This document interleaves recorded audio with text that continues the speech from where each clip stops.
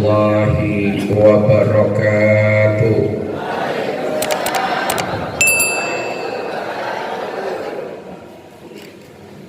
Bismillahirrahmanirrahim. Alhamdulillahilladzi asra bi'abdihi laylan minal masjidil haram ilal masjidil aqsa alladzi barakna hawla. Asyhadu an la ilaha illallah wahdahu la syarika lah wa asyhadu anna Muhammadan abduhu wa rasuluh la nabiyya ba'da. Allahumma salli wa sallim wa barik ala sayyidina Muhammadin wa ala alihi wa ashabihi wa junudihi wa ansarihi wa man tabi'ahu huda ila yaumil qiyamah. Amma ba'du, hadratal mukarramin, para alimil ulama,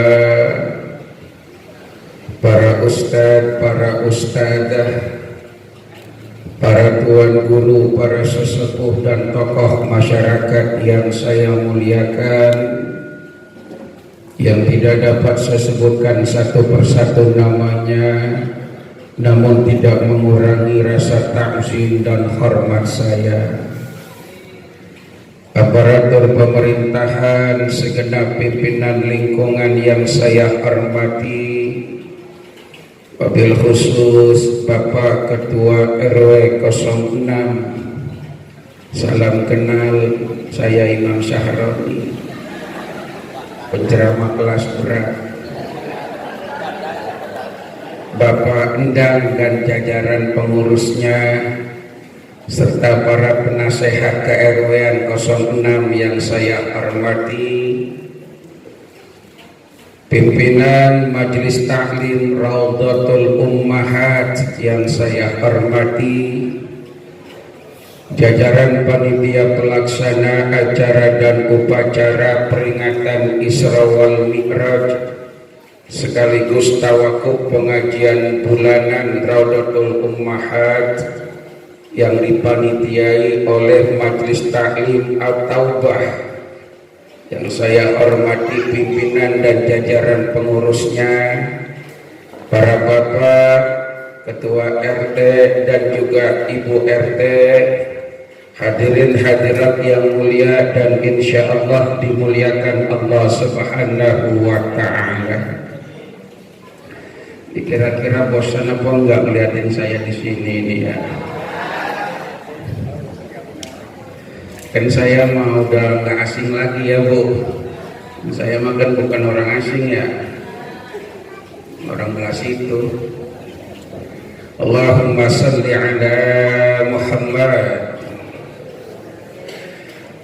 Peristiwa Isra Mi'raj baginda Rasul adalah bagian daripada ujian keimanan. Setelah umat Islam mengalami penambahan dari sisi jumlahnya,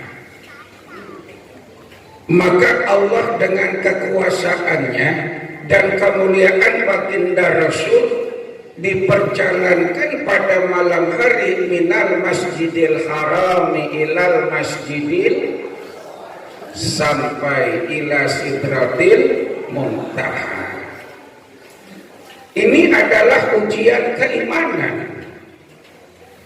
Maka setelah peristiwa ini terjadi, ketika baginda Rasul bercerita kepada para sahabat dan juga masyarakat, itu berbagai macam keadaan terjadi.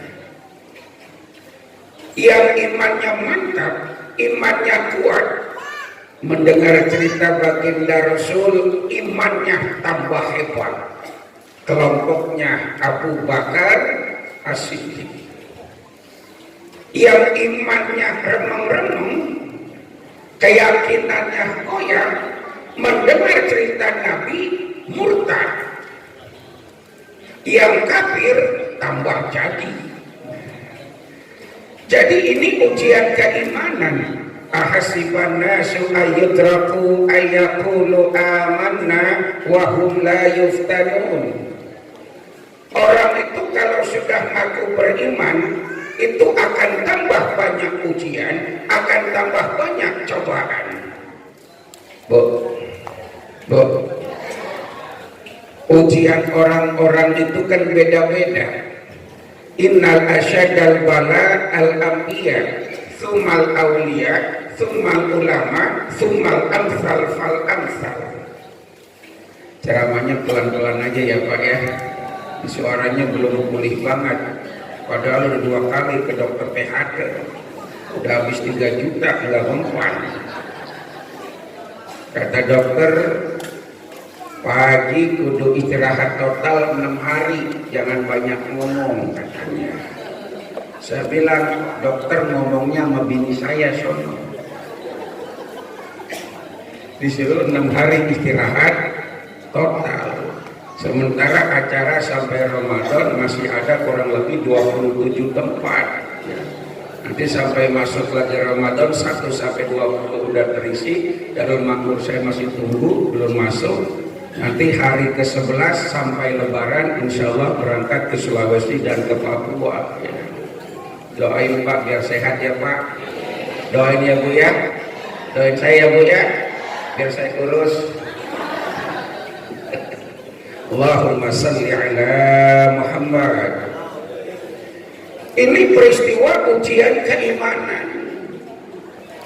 Yang imannya kuat ketika mendengar peristiwa ini yakin dengan apa kehendak Allah, mantap. Idza arada syai'an ayyaqula lahu kun, innallaha ala kulli syai'in. Buat orang-orang yang imannya belum kuat, murtad, karena dianggap Rasul orang yang dia segani dianggap mengada-ada. Buat orang kafir tambah mantap ini celah untuk menghajar Muhammad, sampai Muhammad dianggap sebagai pembohong, tukang tipu, macam-macam.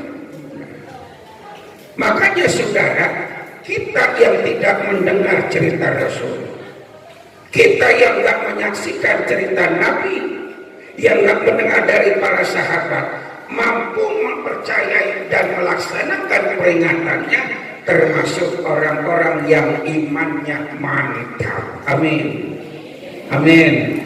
Ya Rabbal. Saudara-saudara, karena kalau tanpa iman nggak mungkin. Kalau pakai otak kekecilan Pak. Makanya ini jawaban buat orang-orang yang mengamalkan ajaran Islam cuma pakai akal. Akal kekecilan Bu. Sekarang saya tanya Bu, kita kalau mau sholat kan berwudu, iya Pak? Udah punya wudu mau sholat tiba-tiba buang gas. Tahu buang gas? Stitut. Batal gak wudunya? Kemudian mau sholat ke Darul Makmur bagaimana? Ya wudu lagi. Yang saya tanya, udah punya wudu buang gas, pelakunya kan belakang, ngapa tangan lagi yang dibasuh? Apa hubungannya belakang sama tangan? Ngapa muka lagi yang dibasuh sampai kaki? Secara akliah nggak konek, tapi ini syariat. Kalau pakai akal, Allah cukup bersihin bagian belakang, kelar urusan, pelakunya dia. Akal kan kayak begitu. Contoh lain, nih Pak Bu, ya. Hukum air seni, air kencing, hukumnya najis. Kita ngaji fikih dulu ya Pak RW ya. Pikir ringan-ringan aja. Kalau kita ngaji Quran kan pinteran dia tadi. Hukum air seni najis. Hukum air mani najis nggak? Suci. Nah, kita sepakati dulu. Air kencing hukumnya najis, air mani hukumnya suci, nggak najis, nggak najis. Kalau kita keluar air kencing cukup dibersihin, padahal airnya najis.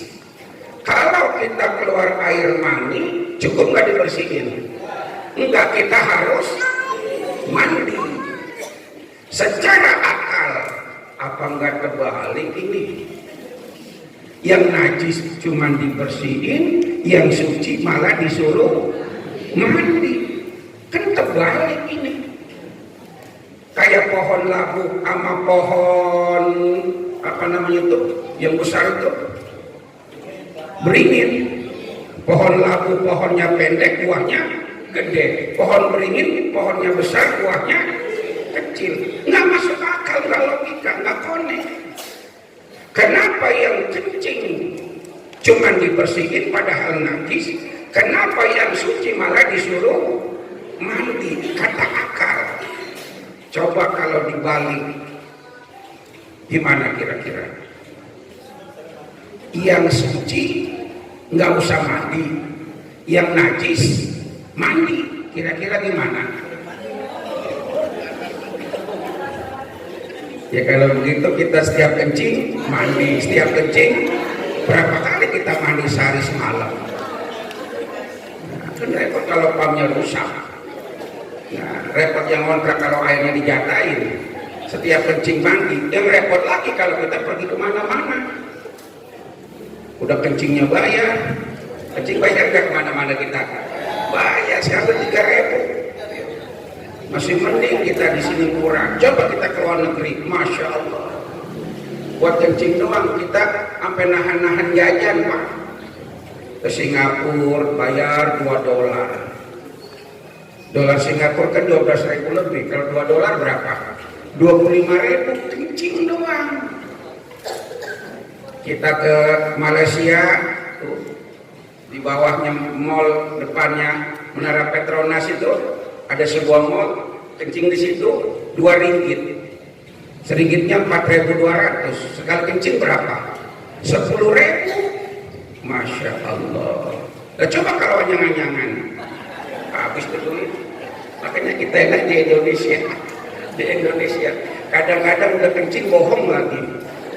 Kencing 2.000, ya, BAB 3.000, mandi 5.000. Bapak-bapak ngapain kencing? Udah kencing juga, kentut juga, cebok juga, 2.000. Allahumma salli ala Muhammad. Jadi Islam ini jangan pakai akal-akalan kita. Kalau Islam masuk akal, iya. Tapi bukan berarti Islam itu diakalin. Maka muncul yang namanya ayat wa ma utitum minal ilmi illa qalila. Aku berikan ilmu kepada engkau wahai manusia illa qalila, cuma dikit banget. Dikit banget ilmu kita, setetes air di laut. Maka hukum Allah jangan diakal-akalin. Karena banyak sekarang orang itu Quran diakal-akalin. Nah, karena kita tuh alhamdulillah alimu auladakum fa innahum makhluquna li zamanin ghaira zamanikum. Adibu auladakum ala salasi min khisalin hubbi nabikum wa hubbi ahli baitihi wa qiraatil Quran. Ajarkan anak kita tulis baca Al-Quran. Udah diajarkan tulis baca Al-Quran, ajarkan pemahaman dan pengamalan Al-Quran. Ada loh Pak, orang itu pinter Quran, ngamalin Quran, tapi nggak sholat. Pinter. Quran hafal, iya. 30 juz ngelotok, 114 surat hafal, 6.666 ayat, di luar kepala, sama kayak warga 06, di luar kepala. Pokoknya warga ini mah kalau baca Quran ya Pak Haji Babang jangan ditanya. Apalagi ibu-ibu orang ke rumah aku baca Quran jangan ditanya. Iya, orang puasa hari pertama aja baru jam 5 udah 3 juz. Puasa hari pertama baru jam 5 udah 3 juz. Allahumma salli ala Muhammad. Dia pintar Qurannya tapi nggak sholat. Ditanya pintaran dia, Pak ya sampai kok kenapa nggak sholat? Padahal sampai pintar Quran. Justru karena saya ngamalin Quran saya nggak sholat. Kok begitu? Di Al-Quran ada perintah aqimis sholat, dirikanlah sholat. Tapi di Al-Quran tidak ada yang menjelaskan tentang tata cara sholat. Ada nggak di Quran? Cari sampai budak syariawan, nggak bakal ketemu yang namanya konsep as-sholatu lughatan ad-du'a wa istilahan kullu qaulin wa af'alin muftatahatun bitakbiratil ihram wa muftatamatun bitaslim. Nggak ketemu. Saya ngamalin Quran disuruh sholat, tapi nggak ada tentang tata cara sholat, maka saya tidak sholat. Kenapa? Karena Quran perintahkan sholat, dijelaskan dalam hadis shollu kama ra'aitumuni usolli. Maka nggak cukup Quran, pakai pelajaran hadis. Ada orang ngamalin hadis dikit-dikit salah semuanya. Ada ngamalin Quran kagak sembahyang, ngamalin semua salah. Begini nggak ada, ini nggak ada, ini Rasul nggak ada. Ketika nggak ada, muncul yang namanya ijma. Ketika di ijma nggak terkumpul, muncul yang namanya qiyas. Jadi Islam itu komplit saudara. Ada lagi yang namanya qaulus sahabi, ihtisan, istishab, sajud jara'i, sarun maqaulana, banyak. Cuma kadang-kadang ilmu kita belum nyampe, tapi udah buru-buru teriak. Ibarat monyet yang makan manggis, dia gigit rasanya pahit, dia nggak makan, ngomong kemana-mana ke semua hewan. Kalau manggis rasanya, karena yang dia gigit luarnya doang. Paham dong? Paham dong? Makanya pentingnya majelis taklim. Saya bangga banget Darul Makmur, majelis taklimnya ada, mau dibangun lagi tuh ya TPA-nya ya. Saya lihat fotonya tuh 9 lantai ya.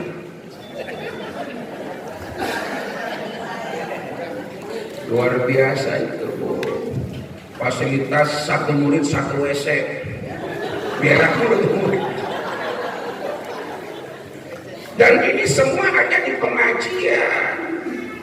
Maka saya bilang, orang yang ke pengajian wawasan terbuka, pikirannya nggak picik. Kenapa? Yang namanya suara katak cuma kayak gitu, satu katak suaranya banyak. Tapi ternyata kita pahami, oh iya sama-sama senang karena turunnya air hujan. Allahumma salli ala Muhammad. Jadi ada syariat yang nggak bisa dilogikakan. Bicara masalah keimanan, maka yang namanya peristiwa Isra wal Mi'raj, rihlahnya rihlah imaniyah, perjalanan iman. Tanpa iman nggak percaya orang. Ini kira-kira nggak masuk akal ya. Sama ada, mohon maaf, masih banyak kan di kita itu ya. Saya bilang mau pakai syukur nggak pakai terserah. Orang mati pakai ditahlilin, didoain, memang pahalanya nyampe. Kita tahu apa enggak pahala nyampe? Kita tahu nggak Rasulullah nyampe apa enggak? Nggak tahu. Kenapa kita bikin peringatan? Iman yang bicara. Mana jawabannya? Tasaddaq ala mautaka fa innallaha qad waqalal malaika yahmiluna sadaqatil ahya. Kalau belum ketemu dalilnya jangan dibilang dalilnya enggak ada. Belum ketemu, kita ngaji di Ratul Ummahat. Oh, ketemu di bulan selanjutnya. Alhamdulillah. alhamdulillah. Maka saya pesan Bu ya, ngajinya itu nggak cukup ngaji yasin tahlil doang, sekali-kali buka tuh gurunya fikih yang tipis-tipis aja dah, Safinah kayak gitu, biar kita paham bagaimana tata caranya bersuci. Kita banyak sedikit aja belum paham. Oh iya, oh air mani nggak najis ya, baru tahu tadi. Padahal majunya udah 20 tahun. Masih untung ketemu Imam Syahroni. Sombong amat. Allahumma sholli ala Muhammad. Contoh begini ya.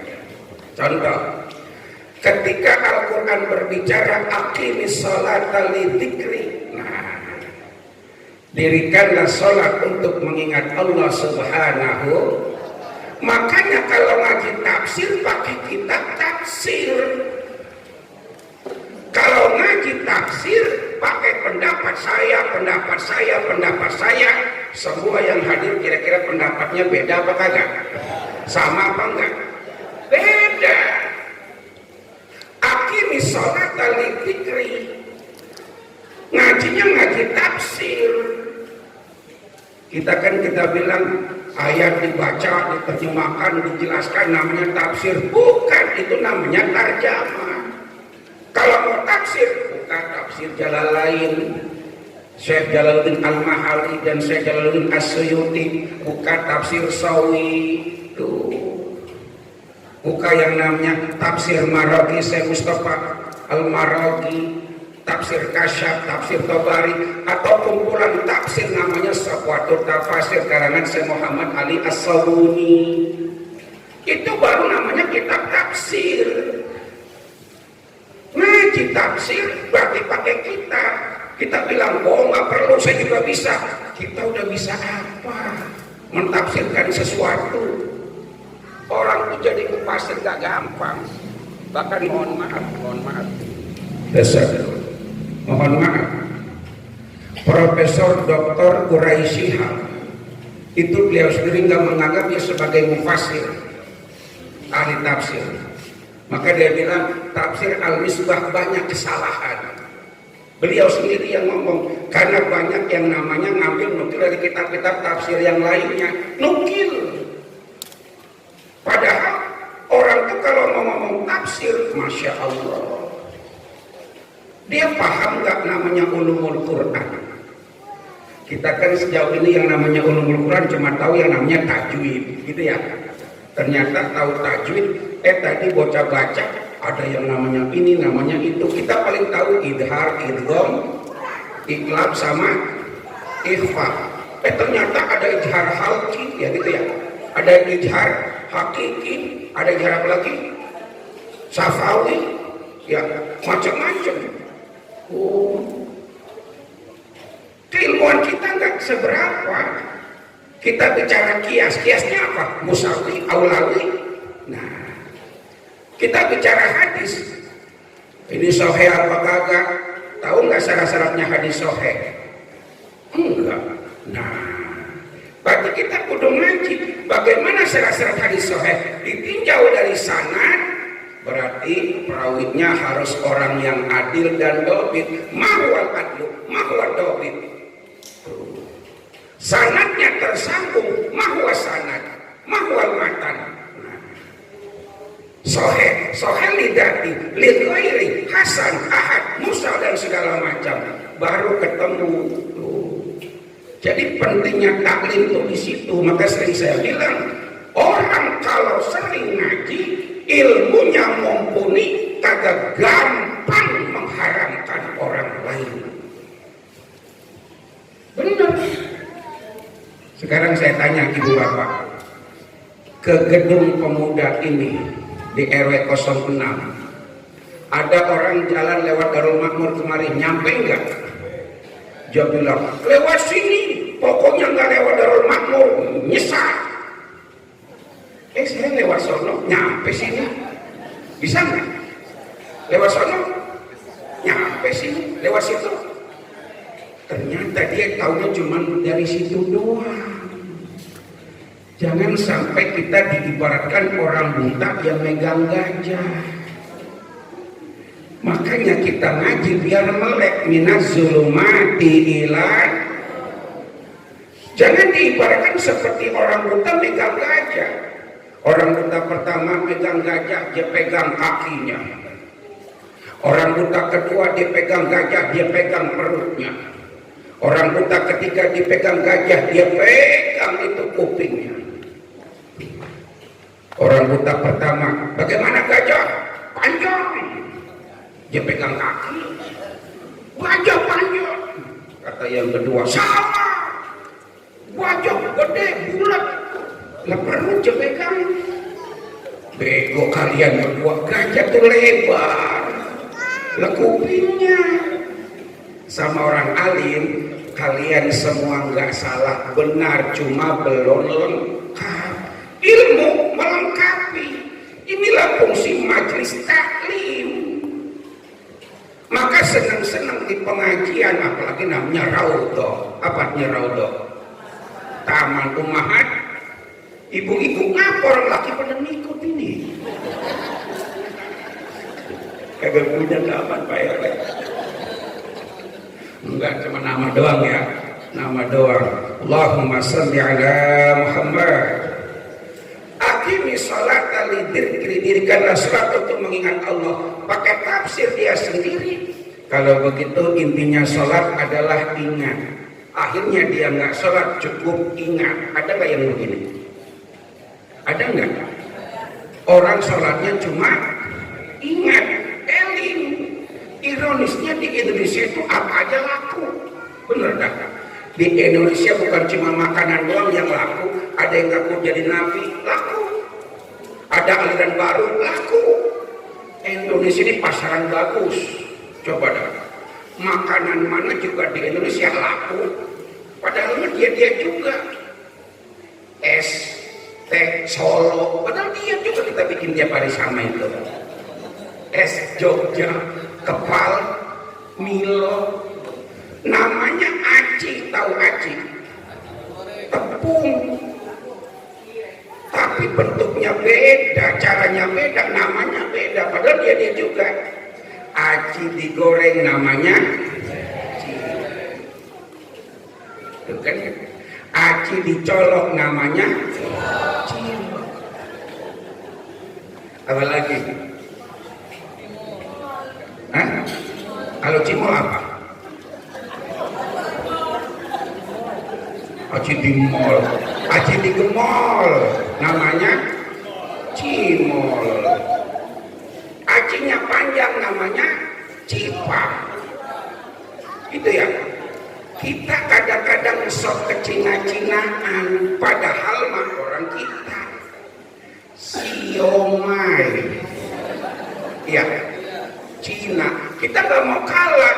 Bakso tahu goreng disingkat batagor.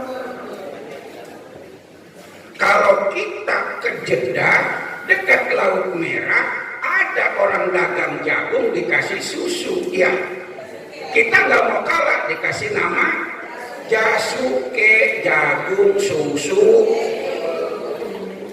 Kita ngomongin makanan ini.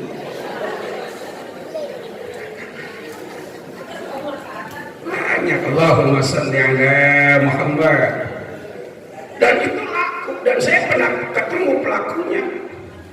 Ada orang yang mengartikan begini, qad aflahal mu'minun alladzina hum fi sholatihim khashi'un sahun. Ini ngaji udah bawa penutupan ini, masih ceder aja.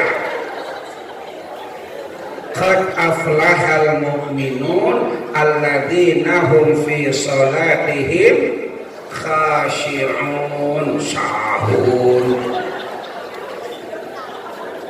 Enggak salah, cuma belum benar. Qad aflahal mu'minun, sungguh beruntung orang-orang beriman. Siapa? Alladzina hum, yaitu orang-orang mereka yang fi sholatihim, di dalam sholatnya khasyi'un, khusyuk. ayat ini diakal-akalin. Hati-hati nih. Ayat ini diakal-akalin, saudara. Beruntung berbahagia orang-orang beriman, orang-orang yang khusyuk di dalam sholatnya.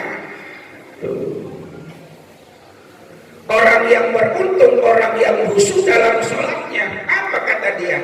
Mohon maaf Tuan Syahroni, ya. Kalau begitu warga RW 06 yang muslim kagak bakal beruntung, nggak bakal bahagia. Kenapa? Mau khusyuk angel. Kenapa susah khusyuk? Kebanyakan gerakan. Mungkin apa betul? Orang itu kan kalau pengen khusyuk jangan banyak bergerak. Ada suara. Tuh, biar khusyuk. Kita ini warga RW 06 kagak bisa khusyuk dalam sholat karena kebanyakan gerakan. Ini logika kita, logika dia, akal dia.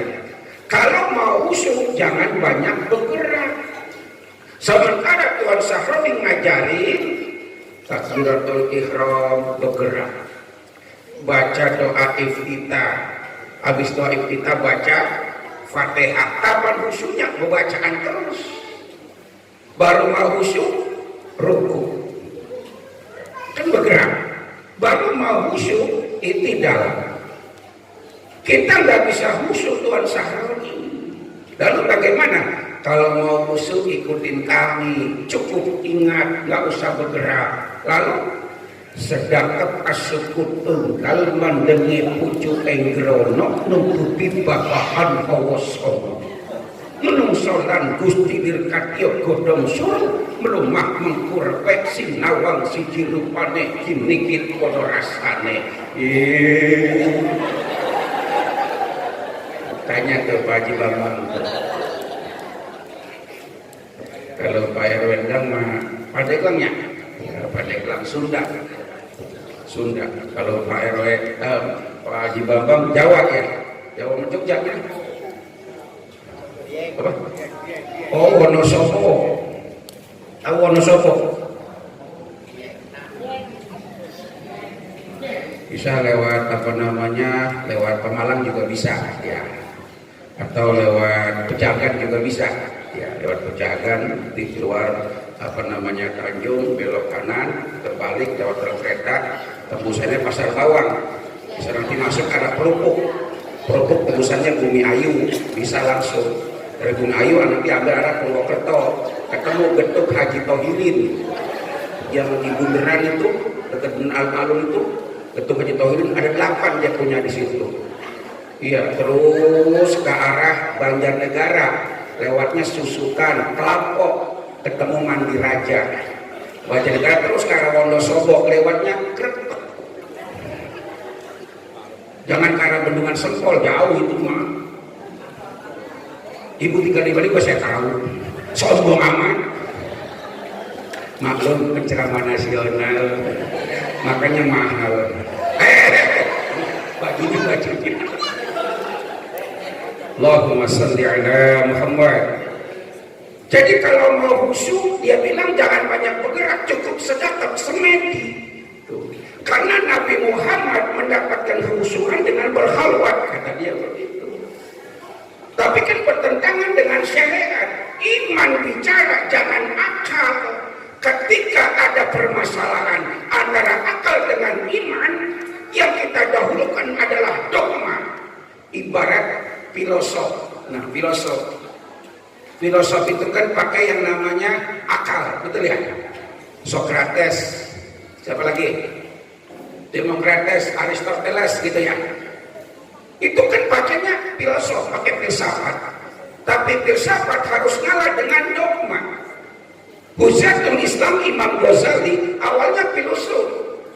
Tapi ketika akal nggak menemukan hakikat kebenaran, hakikat Tuhan yang mendapatkan ketenangan, jadi ahli tasawuf.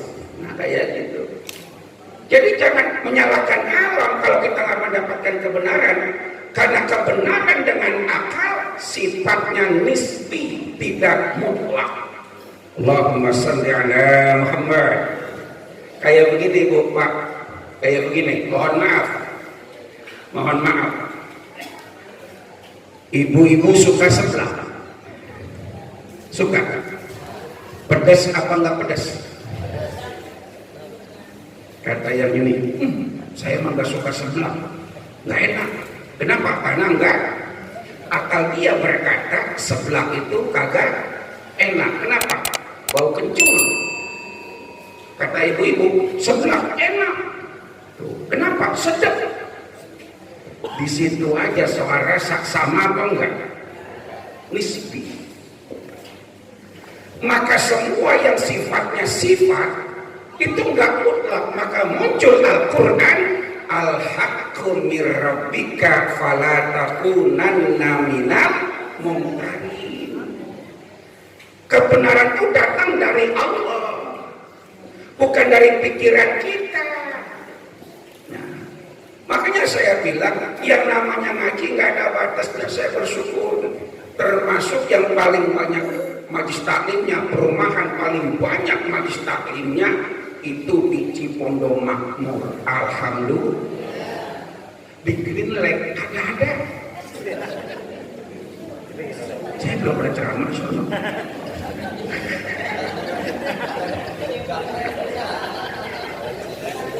Nggak ada yang muda. Nah, jadi saya bilang sekali lagi bicara masalah keimanan. Tuh. Rihlah imaniyah. Kalau tanpa iman gak percaya, perjalanan jauh, waktu singkat, 3 alam tembus. Nih Pak, ini kan perjalanan 3 alam. 3 alam tembus. Haram Aqsa, minal masjidil harami ilal masjidil haram Aqsa, alamnya disebut alam nasur. Alam manusia, alam fisika, alam indrawi, kita bisa jangkau. Mudah-mudahan pada bisa ke tanah suci semua. Yang semangat aminnya. Haram Aqsa, alam manusia. Kemudian dari Masjid Al-Aqsa, Baitul Maqdis, Palestina, sampai ke 7 lapis langit, alamnya disebut alam malakut. Alamnya para malaikat. Kita nggak bisa nebeng ke sono. Nabi memasuki alam malaikat, manusia bisa memasuki alam malaikat. Lo kok iso? Jangan salah Pak. Ketika manusia pertama wa idqulna lil malaikati isjudu li Adam fasajadu illa, Nabi Adam diciptain belakangan, malaikat duluan. Yang sujud Nabi Adam apa malaikat? Malaikat yang sujud, menandakan manusia lebih mulia dari malaikat. Loh, iya, manusia lebih mulia dari malaikat. Wa 'allama Adamal asma'a kullaha thumma 'aradahum 'alal malaikah faqala anbi'uni bi asma'i haula'i in kuntum shadiqin. Surat apa? Surat Al-Quran. Emang adanya di mana? Di Quran, berarti surat. Ya cepat kelar urusannya. Jadi manusia lebih mulia. Nabi Adam ciptain belakangan, malaikat duluan sujud. Sujudnya bukan nyembah, sujudnya takziman wa ikraman wa mahabbatan. Makanya Nabi Muhammad memasuki fase-fase tingkatan langit, dan di langit ketemu dengan para nabi, ada manusia. Di langit pertama Nabi Muhammad ketemu dengan Nabi Adam alaihis. Di langit kedua ketemu dengan Nabi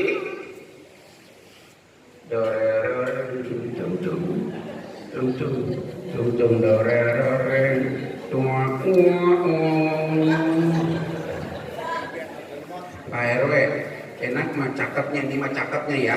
Rodor mahat kalau penutupan ada door prize-nya. Ada ya? Door prize utama umroh. Iya, ngajak saya. Langit pertama ketemu dengan Nabi Adam alaihis. Di langit kedua ketemu dengan Nabi Isa dan Nabi Yahya alaihimas. Di langit ketiga ketemu dengan Nabi Yusuf. Langit keempat ketemu dengan Nabi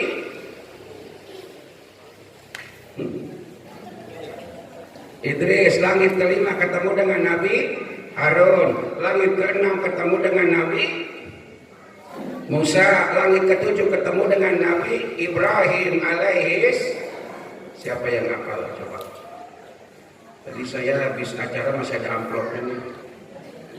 Biar amplopnya saya kasih bini saya.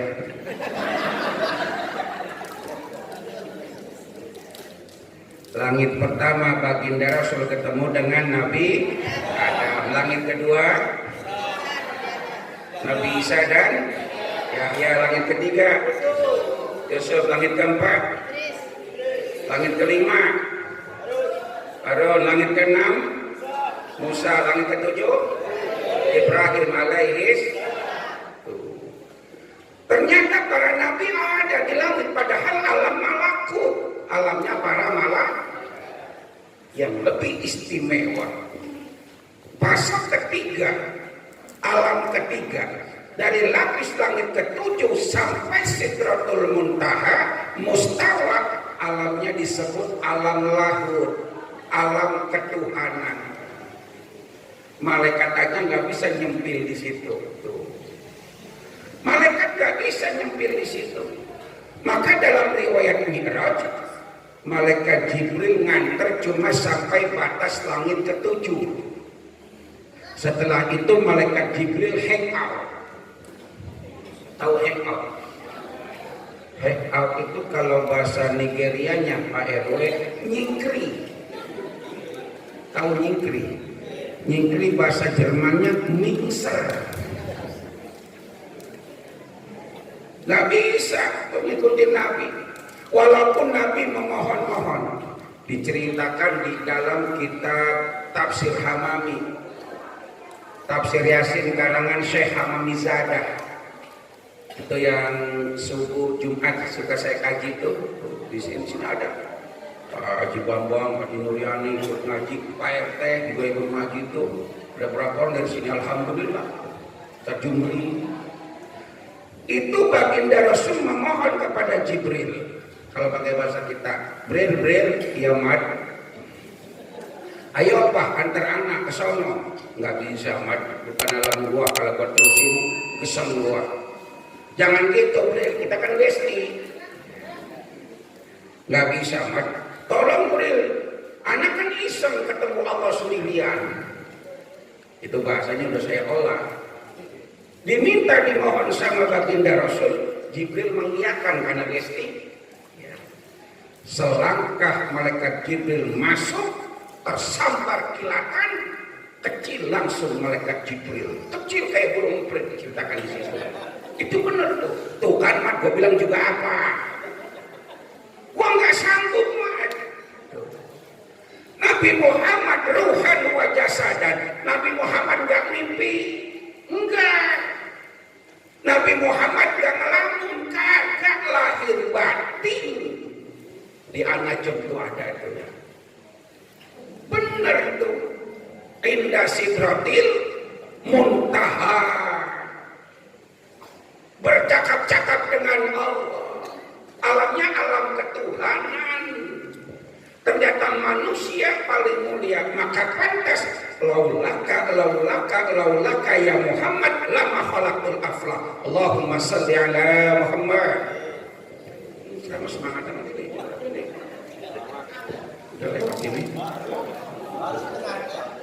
Setengah jam. Rasanya udah 2 jam setengah. Al-Mutawali Al-Mutahassir. Itu kan dialog Nabi Muhammad dengan Allah. Bu silakan dimakan, Bu, tegang amat romannya Pak. Makan Pak. Masih utuh tuh kardus. Itu masih utuh kardus. Ngaji sama saya mas santai. Mojo metang-tang. Apa metang-tang itu? Santai aja, santai. Jangan tegang. Tegang-tegang juga malah Kadang-kadang udah tegang malah mikir tegang kagak jadi. Suami istri ini orang tua semua ya. Tuh, cetawa dulu ada. Suami istri malam Jumat udah semangat banget tegang. Bininya ngomong, Pak, besok terakhir anak-anak bayaran belum bayaran. Jaga santai. Relax. Mohon maaf ya, selingan. Allahumma shalli ala Muhammad. Allah dialog kepada baginda Rasul bertanya, ya Rabb, kau ciptakan langit bumi buat siapa? Laulaka ya Muhammad lama khalaqtu aflah. Tanpa engkau wahai Muhammad, nggak akan aku ciptakan yang namanya dunia beserta isinya. Nur Muhammad ada sebelum ada dunia. Artinya dunia beserta isinya buat engkau wahai Muhammad. Kemudian nanya lagi, ya Rabb, kalau dunia beserta isinya buat aku, lalu aku buat siapa? Antali ya Habibi. Tuh. Antali ya, kalimat ya Habibi diulang-ulang tuh. Ya Habibi ya Muhammad ya Arusal ya Muayyad ya Imam. Itu tanda apa namanya? Tanda cinta Nabi, kita memuji Nabi. Salah apa enggak? Orang cinta memuji salah apa enggak? Allah aja memuji Nabi kok antali ya Habibi. Banyak dalam Quran itu Allah memuji. Makanya di dalam tafsir surah Al-Kahfi itu kan yang namanya pujian itu ada 4. Tafsir lainnya Alhamdulillahilladzi. Surat Al-Kahfi pertama gimana? Anzala ala abdihil kitaba wa lam yaj'alahu. Alhamdulillah, pujian. Allah memuji Nabi Muhammad. Kenapa? Saking cintanya kepada Nabi Muhammad dipuji. Kita sama Nabi cinta, memuji-muji boleh enggak? Salah enggak? Orang muji itu kan tergantung kapasitas dan kemampuannya. Pak Haji Bambang nggak suka nyanyi, senangnya nulis. Ketika cinta dengan wanita, dia kirimkan secarik surat dan sebait syair.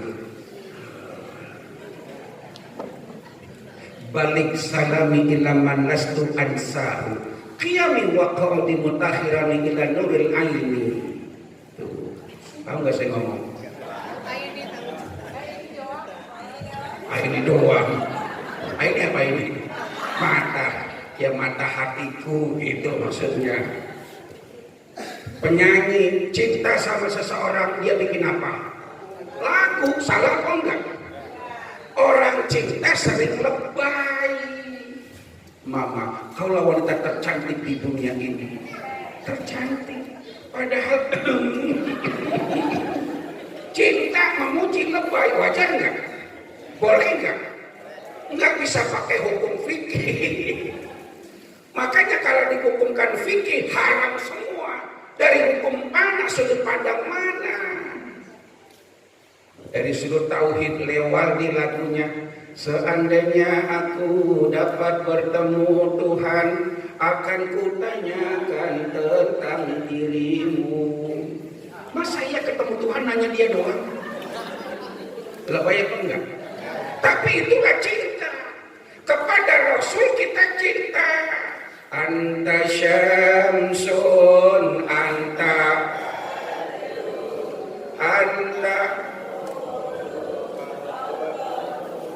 ya Allah. Kepada Rasul kita puji-puji. Pacar kita aja juga wajahmu indah bagai bulan purnama. Tapi ketika kau marah bagaikan bulan dimakan gerhana. Nggak ada yang salah, nggak ada yang sesat di situ, nggak ada. asalkan dari sudut pandang mana kita memaknainya. Allahumma sholli ala Muhammad. Jadi manusia saudara mulia, Nabi Muhammad untuk Allah. Ditanya lagi, alam beserta isinya buat aku buat engkau, kalau engkau buat siapa? Jawab Allah, lima yusalli wa yusallim wa yubarik. Dituliskan dalam Syekh Ja'far Al-Barjani dalam kitab Rawi, al jannatu wa na'imuha sakdul lima yusalli wa yusallim wa yubarik. Pada pasal pertama, abtadiul imla'a bismi dzadil aliyah. Allahumma shalli ala Muhammad. Jadi keilmuan itu wawasan kita akan luas. Metode ngaji tadi dibaca metode apa? Umi. Dulu ada yang namanya metode qiraati, ada metode ikra, ada metode barki, macam-macam metode. Tujuannya sama apa enggak? Haruskah kita bilang kalau kita pakai metode umi kemudian pakai ikra kita haram? Tidak. Nah, itu namanya keilmuan. Itulah yang dilahirkan di majelis taklim, di pengajian. Pak Ustadz ngomongnya ceramahnya ketinggian.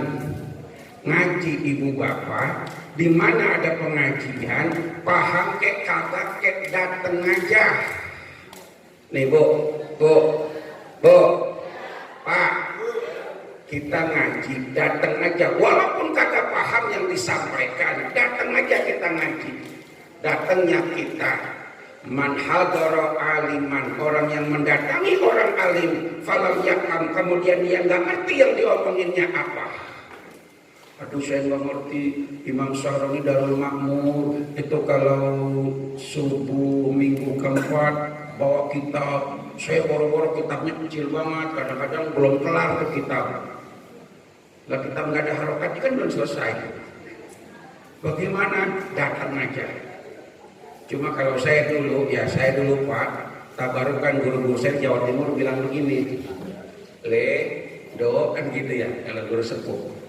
Nih sampean ngaji neng wong alim, turu tono. Apa turu tononya? Ikutin. Guru bawa kitab, kamu bawa. Guru ngebet kitab, kamu kebet. Walaupun nggak ngerti, kebet aja. Alamannya beda. Guru lihat kitab, kamu lihat. Guru tutup, kamu tutup. Berkah. Bu, ibu beli HP. Awalnya ngerti kagak? Minta dioperasikan sama siapa? Sama anak, sama operator. Tolong nih kartunya ini tolong. Coba ini WA-nya bagi begini. Ngerti apa enggak? Lama-lama ngerti enggak? Bisa enggak? Apa modalnya? Apa cerdas? Apa? Kebiasaan. Ilmu juga begitu. Ibu baca Quran kagak bisa, tapi karena biasa ngaji, biasa baca, bisa enggak? Buktikan. Saya punya jamaah pengajian nenek-nenek udah tua. Ya ibu udah tua, nenek-nenek lah. Saya bilang, Nyai coba baca surat ini. Aduh maaf Tad, kita mah gak bisa ngaji, gak bisa baca Quran. Kagak bisa. Giliran saya baca Yasin, saya baru 2 ayat, dia udah 10 ayat. Quran bukan itu Yasin. Kok dia bisa? Kenapa? Nah itu dia kuncinya. Hidup itu bermodalkan kebiasaan. Biasakan kita berbuat baik, insya Allah jadi orang. Tergantung kebiasaan. Sama suami ngomong lemah lembut, tergantung kebiasaan. Dia memang begitu, biasa orangnya begitu. Makanya pelan-pelan yang kurang baik dirubah jadi baik dengan pengajian. Fungsi kita ngaji di situ, biasakan. Makanya kalau disuruh baca, mau lama-lama jadi biasa. Kalau udah biasa jadi bisa. Kalau udah bisa sempurna insya Allahumma sholli ala Muhammad. Jadi biasakan, semua itu perlu pembiasaan untuk kebaikannya. Pas jam 10 saya dapat rondo ngajarnya jam 10 selesai. Sebagai ustadz yang profesional, berdasarkan agenda acara, sebab kalau sampai lewat saya nggak profesional Pak RW, saya nggak akan diundang lagi. Ya alhamdulillah, ya mohon maaf ya. Jadi intinya di penutupan ini Raudatul Ummahat ya, mudah-mudahan ilmu yang kita pelajari banyak dikit besar kecil Allah jadikan ilmu yang barokah, ilmu yang maslahat, manfaat fi dini wa dunia wal akhirah. Hendaknya kita ya penutupan ini melahirkan sikap yang baru, sikap yang lebih baik, sikap yang lebih bijaksana, menjadi pribadi mulia dengan akhlakul karimah. Insya mudah-mudahan semua yang hadir dipanjangkan umurnya, dimurahkan rezekinya, dimudahkan urusannya, dilancarkan usahanya, dihasilkan hajat maksud dan keinginannya. Temanya kita amalkan iman sebagai barometer, motor penggerak, dan juga tujuan hidup adalah iman. Iman ibarat setrum, setrum melahirkan cahaya, setrum melahirkan suara, setrum melahirkan energi gerak. Semua itu karena setrum. Ada kipas angin, setrumnya nggak ada, bergerak kagak? Orangnya ada, imannya nggak ada, sembahyang kagak? Jadi iman adalah setrum, ruh yang paling berharga dalam hidup adalah keimanan, intan paling berharga, mutiara paling mahal adalah keimanan kita. Semoga Allah jaga iman kita dengan keimanan yang istiqomah. Amin ya rabbal al-fatihah.